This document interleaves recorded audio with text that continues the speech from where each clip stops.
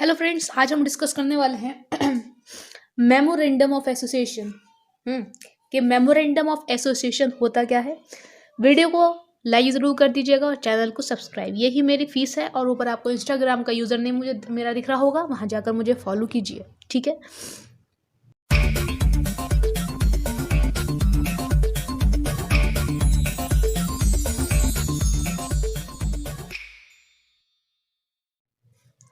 तो आइए शुरू करते हैं मेमोरेंडम ऑफ एसोसिएशन, जो कि एक बहुत ही महत्वपूर्ण मतलब बहुत ही इम्पॉर्टेंट टॉपिक है बीकॉम में भी प्लस सीए में भी, ठीक है जी। आइए रीड करते हैं। तो ये मेरे पास क्वेश्चन बैंक है प्रखर का, क्वेश्चन नंबर 6, पेज नंबर 24 खोल लीजिएगा। Define memorandum of association and discuss it's subject matter. Okay, इसके अलग अलग रंग बिरंगे क्वेश्चंस दे रखेंगे, किस किस तरीके से क्वेश्चंस आ सकते हैं, पूछे जा सकते हैं, ठीक है। ओके, तो इसकी पढ़ते हैं theory. Memorandum is a document of the company which provides a lot of information about the company. Memorandum of Association एक डॉक्यूमेंट है। किसका डॉक्यूमेंट है? कंपनी का। और जब कंपनी का डॉक्यूमेंट है तो वो इंफॉर्मेशन भी किसकी देगा?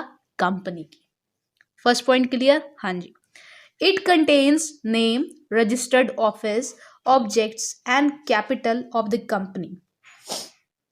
ये क्या रखता है इसके अंदर, मतलब कंटेंट्स, इसके अंदर क्या क्या होता है एमओए के अंदर ये क्या होता है? कंपनी का नाम क्या है, कंपनी का ऑब्जेक्ट क्या है, कंपनी का जो ऑफिस है वो कहाँ पे, मतलब रजिस्टर्ड ऑफिस कहाँ पर है, कंपनी की कैपिटल कहाँ पर है। इवन ये भी बताता है कि कंपनी के जो मेंबर्स हैं उसकी लायबिलिटी की लिमिट कितनी है। क्या बोला उसने कि उसकी कंपनी की के जो मेंबर्स हैं उसकी लायबिलिटी की लिमिट क्या है। लिमिट क्या है का मतलब क्या हुआ, समझ में आता है आपको बात? मतलब हमारी जो लिमिट होती है ना कंपनी की, वो 3 होती है। मतलब company limited by shares, company limited by guarantee और अनलिमिटेड कंपनी, ये 3 होती है। खैर ये तो बाद में डिस्कस करेंगे। Okay, of the company it is signed by the subscribers who on registration become the first members of the company। और जो MOA होता है वो साइन कौन करता है? साइन करते हैं सब्सक्राइबर्स मतलब जिन्होंने कंपनी के जो कंपनी के मेंबर, फर्स्ट मेंबर बनने वाले होते हैं, वो लोग साइन करते हैं, ठीक है। ओके, उसके बाद ये सेक्शन 2 सब सेक्शन 56 में कंपनीज एक्ट के सेक्शन 2 सब सेक्शन 56 में MOA को डिफाइन किया गया है। जो डेफिनेशन है बिल्कुल बेकार है। जब आप ये वाला पैराग्राफ्स के नीचे वाला पढ़ेंगे तो आपको पता चलेगा कि इसमें कितनी बुराइयां लिखी हुई ऊपर वाली लाइन्स की, तो काट दो इसे। According to Lord Justice Cairns, the memorandum of association of a company is its charter and defines the limitations of the company established under the act। सबसे पहली बात तो चार्टर का मतलब समझ लेते हैं क्या होता है। चार्टर एक स्टेटमेंट होता है। कैसा स्टेटमेंट? रिटन स्टेटमेंट, जिसमें लिखा हुआ होता है। क्या लिखा हुआ होता है कि जो ऑर्गेनाइजेशन है उसका पर्पस क्या है, उसकी बिलीव्स क्या है, उसके राइट्स क्या है। तो charter is a written statement of the rights, believes and purposes of an organization, ठीक है। तो memorandum of association of a company is its charter. ये एक चार्टर है जिसमें, मतलब चार्टर का मतलब समझ में आ गया कि MOA में ये बताया जाता है कि कंपनी का पर्पस क्या है, उसके बिलीव्स क्या है और कंपनी के राइट्स क्या है। And defines the limitation of the company establish under the act. और कंपनी की लिमिटेशन मतलब कंपनी किस लिमिट तक, ठीक है ना, काम कर सकती है, उसकी पावर्स कितने लिमिट तक उसके पास है। समझ में आ रही है ना बात? ठीक है, आगे बढ़ते हैं। In the words of Justice Charles Worth, memorandum is the company's charter and defines the limitation of powers of the company। वही वाली है ऊपर वाली डेफिनेशन जैसे। पाल्मर क्या बोलना है? Memorandum of association is a document which contains the object for which the company is formed. ये कंपनी का क्या कह रहे हैं पाल्मर जी? कह रहे हैं कि जो भी नाम है इनका, इन्होंने बोला है कि जो हमारा MOA होता है वो एक ऐसा डॉक्यूमेंट होता है जिसमें कंपनी के ऑब्जेक्ट होते हैं। क्या होते हैं? ऑब्जेक्ट्स होते हैं।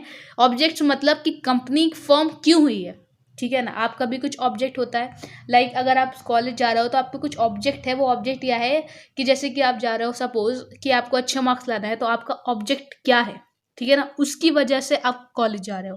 तो इन्होंने यही बोला है कि एमओए के अंदर ऑब्जेक्ट्स होते हैं कंपनी के, जिसकी वजह से कंपनी फॉर्म हुई होती है, ठीक है। And therefore identifies the possible scope of its operation beyond which its action can not go.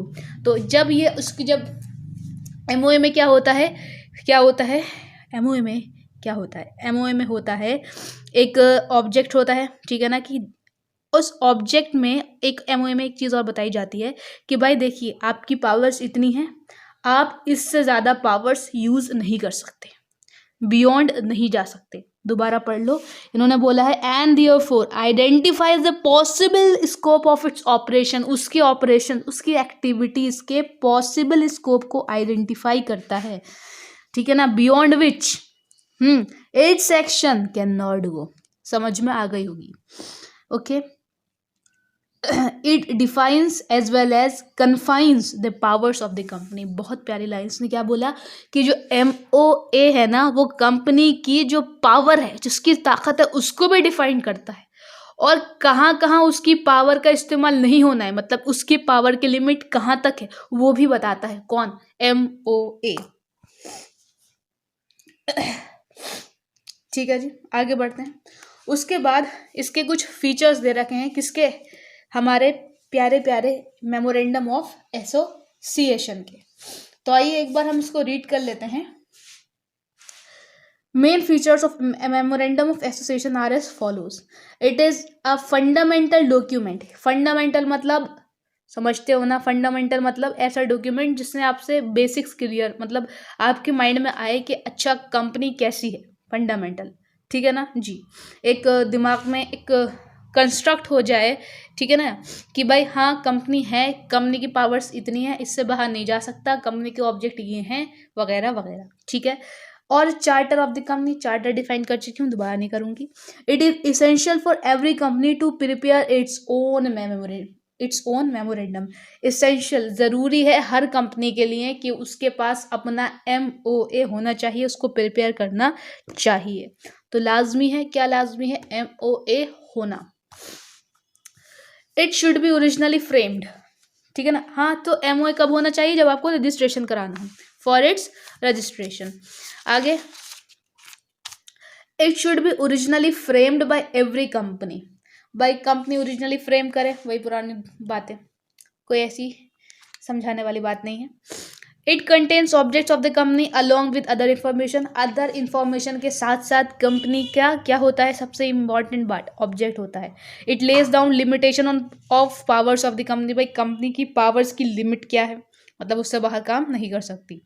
It contains fundamental condition upon which a company is allowed to be incorporated. ये point बाद में पढ़ेंगे, मतलब समझेंगे।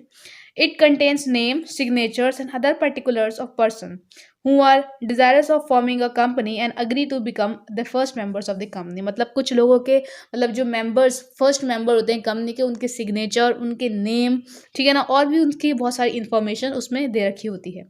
On registration of memorandum, the company is deemed to have been registered। Deemed का मतलब है मान लेना। जब मेमोरेंडम आपने रजिस्टर करा लिया तो आप मान लीजिए कि आपकी कंपनी रजिस्टर हो गई, ठीक है ना। मान लीजिए कि आपकी कंपनी रजिस्टर हो गई। क्या बोला इन्होंने? डीम्ड, ठीक है ना जी।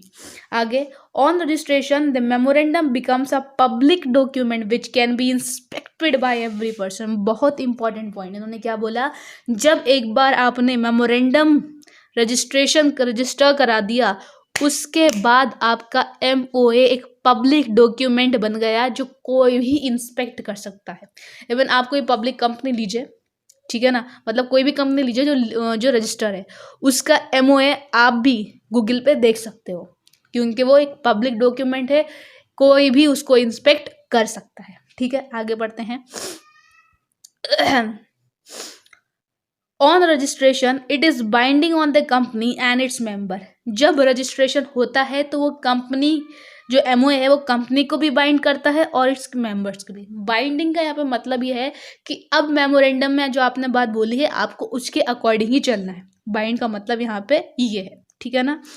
It's purpose is to enable share holders and those who deal with the company to know about permitted range of activity.